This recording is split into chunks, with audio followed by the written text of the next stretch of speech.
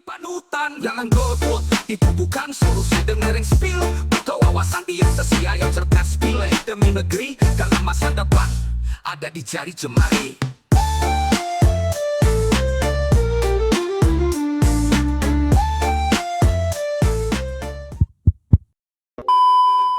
Assalamualaikum warahmatullahi wabarakatuh. Waalaikumsalam warahmatullahi wabarakatuh.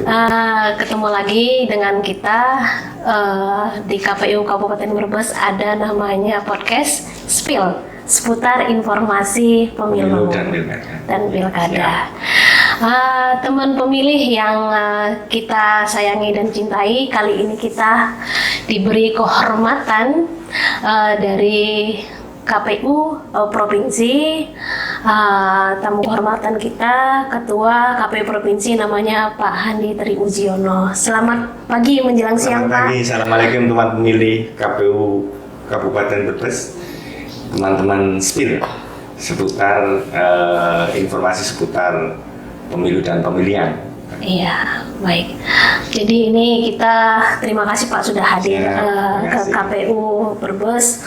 Walaupun banyak kesibukan ya Pak ya di provinsi, kita lihat bersama. Walaupun dengan keadaan efisiensi, tetapi tetap ada kegiatan ya Pak. Nah, kita lihat sekarang begini Pak, di masyarakat kita khususnya di Brebes itu kan kemarin pada saat tahapan banyak yang mengatakan begini, itu 24 jam saja kurang pada saat tahapan. Banyak sekali kegiatan-kegiatan KPU. Nah, setelah tahapan apa sih kerjanya begitu? Nah, padahal sebenarnya kan kinerja-kinerja ke KPU banyak ya Pak ya. Setelah tahapan ini kan ada namanya masa non tahapan seperti itu. Jadi sahabat pemilih, ini kita akan kupas tuntas mengenai apa sih kinerja KPU setelah tahapan. Bagaimana KPU Provinsi menginstruksikan KPU Kabupaten Kota setelah tahapan ini apa saja kerjanya. Oke, saya akan langsung kepada Pak Handi. Monggo silakan Pak. Oke, baik, terima kasih Mbak Manja, teman pemilih KPU Kabupaten Brebes.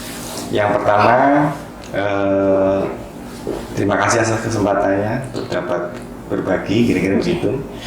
Baik, pertanyaan-pertanyaan tadi memang sering muncul di masyarakat terkait ngapain aja sih KPU kalau kemudian tidak melaksanakan tahapan. Jadi memang kita pahami bahwa bisnis proses kita adalah terkait pemilu itu melayani pemilih dan juga melayani peserta pemilu. Nah, pemilih itu adalah seluruh warga negara Republik Indonesia. Teman pemilih, jadi ada siklus yang namanya election, pelaksanaan pemilu, kemudian post election. Nah, sebelum ada yang namanya pelaksanaan pemilu, electionnya sendiri ada yang namanya pre-election.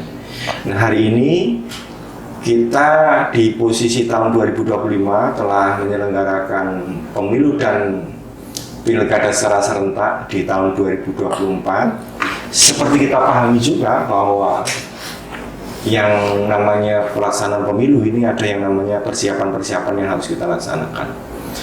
Dan itu tahapan pemilu itu kan dilaksanakan 20 bulan sebelum hari dan tanggal pemungutan suara. Sebegitu panjang karena beberapa hal yang harus kita persiapkan dalam hal untuk memastikan seluruh proses ini mewujudkan kedaulatan rakyat dan demokrasi yang substansial.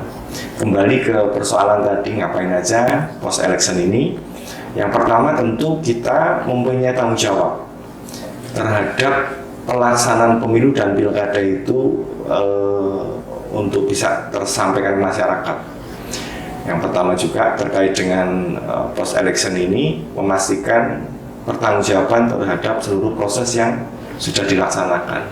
Pertanggungjawaban ini baik administratif maupun pertanggungjawaban moral kepada masyarakat terhadap hasil-hasil pemilu dan pilkada. Pertanggungjawaban ini kalau administratif misalnya bagaimana kita melaksanakan seluruh tahapan sesuai dengan ketentuan dan regulasi. Kemudian yang kedua tentu karena pemilu dan pilkada ini dibiayai oleh anggaran negara. Kira-kira sulit nggak Pak buat pertanggungjawaban? Itu kan ada APBN, ada APBD ya? Siap. Kira-kira. Jadi sumber pembiayaan untuk pemilu dari APBN, kemudian kalau APBD ada dari hibah, tentu ada pertanggungjawaban. Pertanggungjawaban ini bukan hanya dalam rangka menghadapi pemeriksaan, tapi sebagai lembaga publik yang kita harus punya transparansi dan akuntabilitas, kita pastikan bahwa kegiatan yang dibiayai ini ada bukti atau evidence yang kita sampaikan bahwa pelaksanaan itu telah berjalan, pembiayaannya seperti ini, kemudian buktinya ini. Nah, itu yang dari segi pertanggungjawaban. Kemudian pertanggungjawaban pada publik yang lainnya adalah terkait dengan hasil-hasilnya. Kita publikasikan ini, ada faktanya seperti ini, calon terpilih, kemudian ada datanya yang bisa kita akses oleh masyarakat, dan juga memastikan seluruh kegiatan dan tahapan yang dilaksanakan KPU Brebes ini memang sudah sesuai dengan ketentuan. Tentu di situ ada beberapa catatan. Nah, dalam rangka pertanggungjawaban itu catatan itu sudah sampaikan ke publik. Ada hal yang belum ideal yang kemudian menjadi feedback, masukan untuk pelaksanaan berikutnya. Kemudian yang ketiga tentu kita juga punya fakta, punya angka terkait dengan hal-hal termasuk partisipasi pemilih, termasuk problematika di seluruh tahapan. Kalau pemilu itu kan ada umpamanya tahapan awal dari mulai perencanaan, kemudian awal kita bagaimana melakukan verifikasi dan penetapan partai politik, terkait data pemilih, terkait dengan pencalonan, terkait dengan menyiapkan logistik dalam rangka pemungutan penghitungan suara, pelaksanaan pemungutan, pelaksanaan rekapitulasi, sampai kemudian ada calon terpilih. Kira-kira begitu. Kemudian yang selanjutnya adalah bahwa berdasarkan hal itu kita harus bisa mengevaluasi kinerja dari diri kita, kemudian metode kita untuk dijadikan diseminasi, yang kemudian kita berharap ini menjadi catatan positif untuk mengkoreksi hal-hal yang kurang ideal atau kurang tepat, sehingga nanti ada perumusan kebijakan teknis yang lebih ideal, yang kira-kira bisa memperbaiki umpamanya terkait tingkat partisipasi di setiap tahapan dari masyarakat. Nah, iya, ini kan layanan-layanan. Kemarin kan kita ini ada tahapan evaluasi ya Pak ya pada post election. Iya. Nah, ini kan efisiensi ya Pak ya, ada instruksi Presiden, ini efisiensinya bagaimana cara KPU Provinsi dengan adanya efisiensi tetapi evaluasi itu tetap berjalan seperti itu. Jadi ada yang namanya strategi taktis begitu ya. Memang kita ada keterbatasan untuk melakukan hal-hal yang terkait dengan mengevaluasi, kemudian melakukan perbaikan, melakukan pendidikan pemilih, karena persoalan kebijakan pemerintah yang membatasi metode-metode yang menyebabkan kebutuhan ini tidak tercover dari sekian jalan. Tetapi memang ada jalan keluar yang lain dengan segala hal yang membatasinya. Ada metode-metode lain yang bisa jadi juga dari segi interaktifnya juga lebih mudah dilaksanakan. Tidak harus bertemu secara fisik, tapi ada teknologi informasi yang mensupport itu. Zoom kali ya Pak ya. Termasuk Zoom, termasuk juga ada pola-pola metode komunikasi yang bisa jadi satu arah atau mungkin dua arah tapi agak terbatas. Misalnya kami Brebes punya Instagram begitu, kita melakukan edukasi tertentu yang bisa di-feedbackkan melalui masukan melalui DM atau comment begitu ya. Termasuk hari ini kita melaksanakan podcast Spill ini, salah satunya juga memberikan tujuannya terkait dengan seputar pemilihan dan pemilu ini, ada upaya-upaya untuk memberikan pencerahan juga kepada kita penyelenggara dan juga komunikasi dengan masyarakat untuk memastikan seluruh komponen ini berkontribusi secara baik dan lebih baik lagi ke depan. Begitu Bu Manja. Siapa? Jadi memang yang kita ketahui teman pemilih di KPU provinsi itu banyak sekali kegiatan-kegiatan ya, walaupun tidak langsung bertatap muka, tetapi kita bisa dari jaringan seperti itu. Misalnya kalau hari Senin atau Selasa itu ada ngopi ya Pak ya, ngopi asli. Terus hari Rabu itu ada bercanda, berbicara seputar data dan informasi ya Pak ya. Dan ada juga kami sesuatu. Nah kalau kami sesuatu ini memang ada sesuatu gitu. Jadi kita sangat senang Pak kita mengikuti kegiatan-kegiatan yang ada di KPU provinsi. Karena tidak hanya menambah teman-teman kita di wilayah KPU provinsi lainnya, tetapi kita mendapatkan ilmu gitu.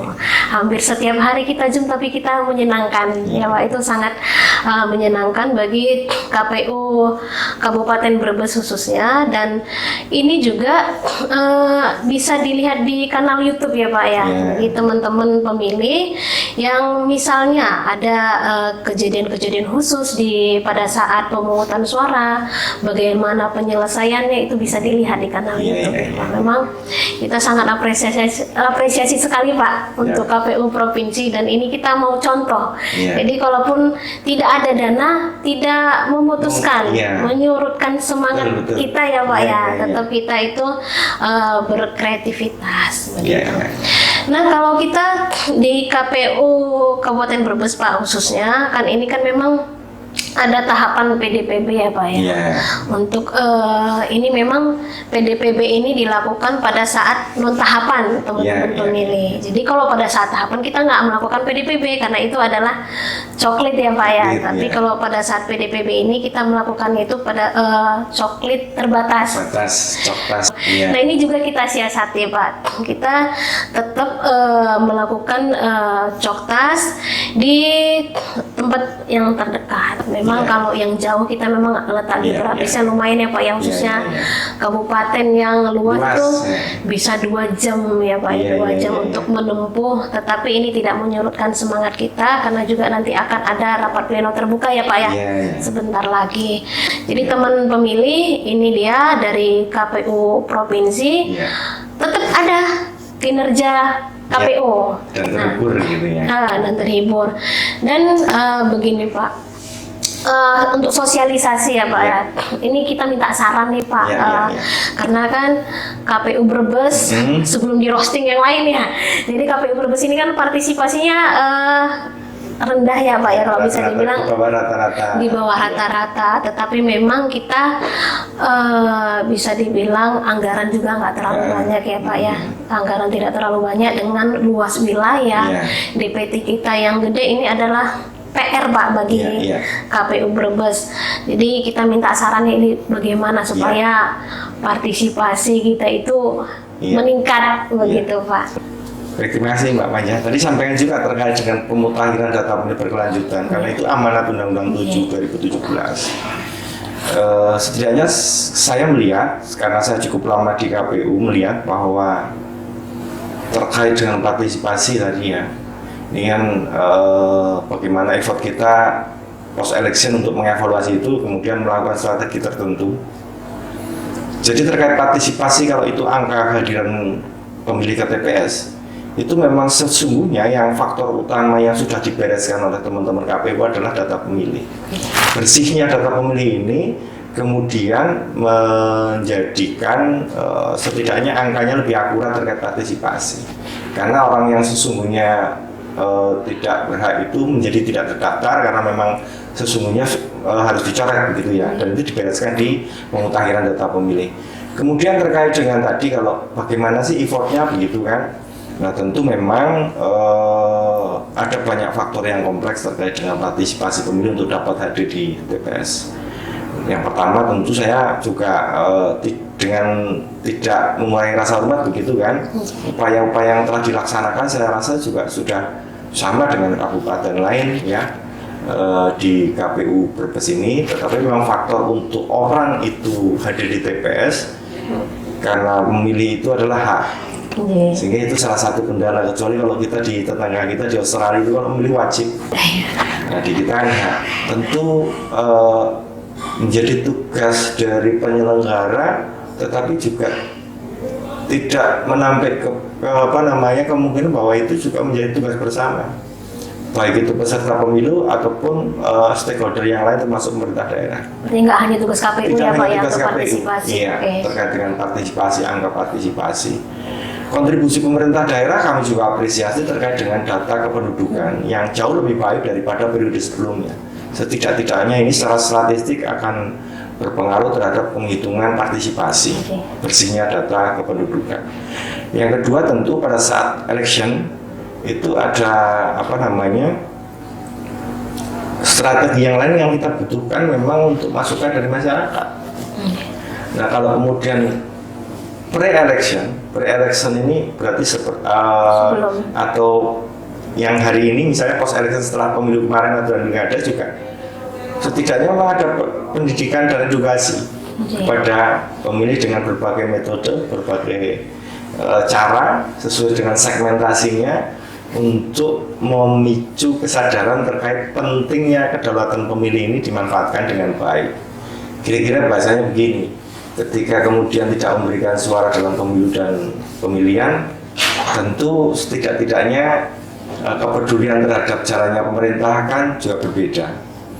Kira-kira kalau kemudian kita memberikan mandat, yang diberikan mandat itu kira-kira melenceng, tentu kita lebih lantang bicaranya kan, kira-kira begitu. Nah tentu memang strateginya banyak hal yang bisa dilakukan dengan metode-metode yang sekarang kita sudah laksanakan, misalnya untuk pemanfaatan teknologi informasi, juga interaktif di kanal-kanal media sosial yang dimiliki oleh KPU Brebes.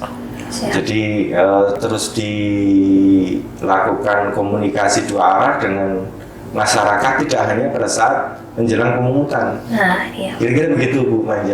Iya, memang teman pemilih pada saat pemungutan tahapan itu kan waktu sangat sempit sekali ya Pak ya. Kita harus dituntut fokus dengan kerja-kerja teknis gitu. Jadi memang ini adalah kesempatan kita untuk non tahapan ini untuk sosialisasi dan pendidikan. Iya, sosialisasi dan pendidikan pemilih. Nah, memang kita beberapa kesempatan memang sudah ada MOU Pak. Mungkin misal ada di kampus atau ke sekolah-sekolah gitu. Karena kan memang di PDPB ini kan sasarannya itu adalah pemilih pemula ya Pak ya, pemilih pemula yang belum terdaftar atau alih status itu sasarannya. Nah, memang ini adalah kerja yang istilahnya nipil ya Pak ya. Nipil pelan-pelan kita perbaiki datanya. Nah ini waktunya memang nanti pada saat mau pemilu atau pilkada kerjaannya nggak terlalu banyak seperti itu. Jadi memang teman-teman pemilih seperti yang dikatakan Pak Ketua tadi, terima kasih masukannya Pak. Ini insya Allah nanti kita aplikasikan. Jadi memang kita harus proaktif ya Pak ya. Tidak hanya KPU tetapi pemerintah daerah, walaupun kemarin sudah ada naik lumayan walaupun tidak signifikan ya Pak ya, tetapi itu adalah upaya kita untuk meningkatkan partisipasi. Masuk peserta pemilu, partai politik yang ada sekarang. Nah iya, peserta pemilunya juga ya Pak ya, luar biasa semangatnya mendorong kita, mendorong KPU, walaupun berbagai macam dinamika ya Pak ya, nggak mungkin nggak ada dinamikanya. Apapun di pemungutan pemilu pilkada itu selalu ada dinamikanya. Nah ini cara kita teman-teman, memang mentalnya KPU itu sangat kuat begitu. Beda dengan yang lain, harus kuat, hebat, tahan banting. Kalau ibu-ibu sekarang tahan petir gitu ya Pak ya. Dan nggak usah baperan. Iya, nggak usah baperan. Nah jadi nggak boleh baper, namanya KPU nggak boleh baperan. Karena Pak, kita ini adalah melayani ya Pak ya. Namanya melayani itu kita harus senyum, harus ramah. Jadi nggak jauh-jauh juga sama pegawai bank ya Pak ya. Harus senyum, harus ramah. Karena apapun kita kondisinya, apapun kondisi dan situasinya saat pencalonan, misal 2359 ya Pak ya. walaupun kita wajahnya ngantuk, udah pucat, ini kadang-kadang hitam karena nggak tidur misalnya Pak ya, tetapi kita yang namanya melayani ya memang harus senyum begitu, walaupun dalam keadaan lelah. Nah, kita di KPU Brebes hanya 17 kecamatan. Nah, bagaimana di KPU provinsi ya Pak ya? 571 ya. 35 kabupaten kota, itu banyak sekali ya Pak ya yang harus di bahasanya benar-benar didampingi ya Pak ya, didampingi. Nah, ini ada nggak Pak kesan-kesannya pada saat pemilihan gubernur? Kira-kira pada saat debat bagaimana, seperti apa gitu? Ada nggak Pak? Yang perlu saya sampaikan adalah terkait dengan pemilihan gubernur dan wakil gubernur. Tentu kita mengapresiasi seluruh, pertama pemilih yang berkontribusi untuk datang ke TPS, yang kedua adalah penyelenggara. Kita punya penyelenggara di seluruh wilayah Jawa Tengah ini yang setidak-tidaknya dalam pandangan kami juga relatif dinamikanya terkendali. Kemudian kalau terkait dengan beberapa sequel, tentu di setiap tahapan itu ada cerita yang menarik yang kemudian menjadi bagian yang sering kita sebut untuk dibahas dan juga sering muncul di beberapa pemberitaan misalnya begitu. Bagaimana kita merancang untuk melayani peserta sampai menentukan konsep kita dalam pelayanan itu, konsep bagaimana melayani peserta untuk melaksanakan kampanye, debat, sampai ke menentukan titik alat peraga itu harus dipasang dan seterusnya. Tentu kerja bersama.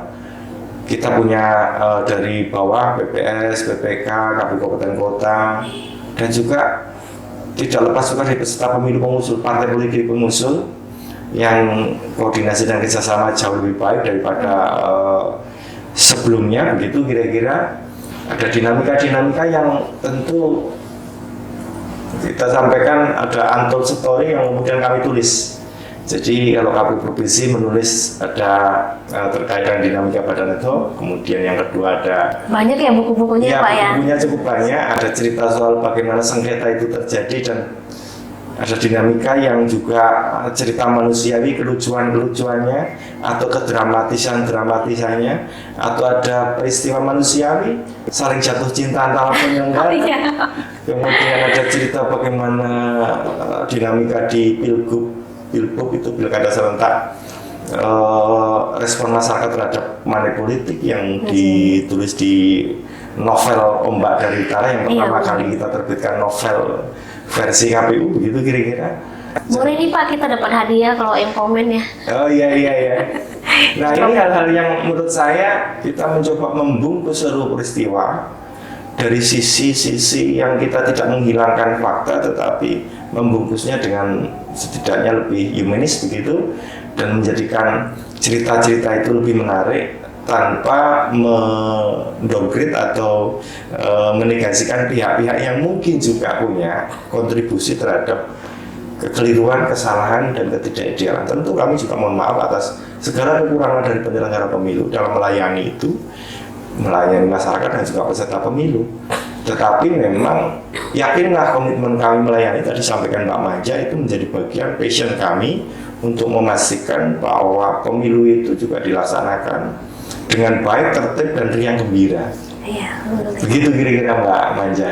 Seperti apa ya Pak? Luwih wucik, luwih becik, luwih nyenengke. Kira-kira artinya apa ya Pak ya maknanya? Kira-kira kalau di breakdown kepada keseharian tentu whatever will be. Apapun yang terjadi, terjadilah, tetapi kita harus membungkusnya dengan menyenangkan artinya. Itu Pak Ketua langsung ya? Iya. Hebat, luar biasa Ketua kita. Lebih menyenangkan itu, kita berkomitmen untuk melakukan sesuatu itu jauh lebih baik dari hari ke hari. Iya. Kemudian lebih menyenangkan, tentu emosional kita juga mensupport itu, apapun situasinya, dibawa ke kegembiraan. Karena yang namanya pesta itu adalah satu hal yang menyenangkan, seharusnya terjadi seperti itu. Benar. Dan kadang-kadang pesta itu ada piring pecah, gelas pecah, tapi tidak membubarkan pesta itu. Kira-kira tidak mengurangi kebahagiaan. Tidak mengurangi kebahagiaan bahwa kita sedang berpesta, memilih pemimpin yang kemudian kita amanai. Kalau tidak sesuai, tentu kita bisa minta pertanggungjawaban. Kira-kira begitu Pak Manja. Baik, terima kasih Pak. Memang itu kesan dan ininya Pak ya, di pemilihan gubernur itu Iya. memang kita itu berpesta riang gembira. Ini juga yang kita sampaikan Pak kepada masyarakat Iya. Brebes pada saat tahapan riang gembira, tetapi walaupun misalnya ada dinamika itu tidak menyurutkan semangat kita agar teman-teman pemilih itu tetap datang ke TPS memberikan haknya untuk memilih pemimpin kita. Iya, karena kita sebagai warga negara punya hak dan kewajiban ya Pak Siap, ya. iya. Nah, kita gunakan teman-teman, hak kita itu kita gunakan, kewajiban kita juga tetap harus kita jalankan. Siap. Iya. Begitu teman-teman pemilih, yang pastinya pada saat non tahapan ini kita tetap bekerja ya. Iya. Jangan bilang ini ngapain nganggur atau gimana begitu. Tetapi KPU itu tetap punya kinerja, tetap punya PR yang harus kita kerjakan ya Pak ya. Misalnya evaluasi atau DIM ya Pak ya. Misalnya Evaluasi untuk perbaikan ke depan. Termasuk Kak, kita berdasarkan pengalaman dan hasil pelaksanaan itu, kita mencoba untuk mengkonseptualisasi kembali peningkatan kapasitas baik dari penyelenggara komisioner maupun seluruh support system. Hal-hal yang kurang itu kita tingkatkan kapasitasnya, dan ini kan tidak mudah. Harus mencari dulu dan mengakui ada kekeliruan dan kesalahan yang kemudian kita akan cari referensi bahwa besok harus jauh lebih baik. D2D-nya harus lebih baik. Kalau kemarin ada kekurangan, besok harus ada hal yang kita koreksi dan kemudian kita perbaiki. iya. Dan ini memang tidak boleh terulang lagi ya Pak ya. Misalnya sudah dievaluasi terulang lagi, nah ini apa ini kan begitu. Jadi evaluasi sama dim-dim ini memang menjadi pegangan kita ya Pak ya. Jangan sampai ini terulang lagi. Jadi untuk pemilu sama pilkada nanti insya Allah bisa jauh lebih baik lagi. Misalnya kemarin dari KPU RI apa itu benar-benar sekarang itu kita masanya evaluasi, sosialisasi ya Pak ya. Ini teman-teman juga di KPU Kabupaten Kota nggak hanya di Brebes dan tempat yang lain juga suka ini ya Pak ya bedah lagi KPU. Proses-proses yang kadang-kadang kan kita ini kemarin ternyata ini ternyata begini begitu. Jadi begitu teman-teman pemilih, mungkin itu terima kasih Bapak. Terima kasih Pak Manja, semoga tetap selalu diberikan kekuatan untuk mengambil tanggung jawab Amin. dan tetap melayani dan luwih becik nanti. Terima kasih. Terima kasih. Mungkin satu lagi Pak, closing statementnya. Closing statement satu lagi. Baik. Terima kasih teman pemilih KPU Kabupaten Brebes. Di podcast kali ini kami berpesan bahwa terkait dengan kedaulatan rakyat ini betul-betul harus dimanfaatkan dengan cara berkontribusi. Tidak hanya ada di TPS, tetapi juga memastikan seluruh proses yang diselenggarakan oleh KPU dan seluruh jajarannya berjalan dengan baik. Oleh karena itu, masukan, kritikan, saran menjadi bagian penting untuk memberikan perubahan positif terhadap kinerja kami sebagai penyelenggara. Terima kasih atas atensinya. Baik, terima kasih Bapak. Suatu kehormatan bagi kita. Mbak Manja. Alhamdulillah teman pemilih, terima kasih. Jangan lupa ya selalu datang Pantau di podcast Spill seputar informasi pemilu dan pemilihan. Baik, ini Pak. Assalamualaikum warahmatullahi wabarakatuh.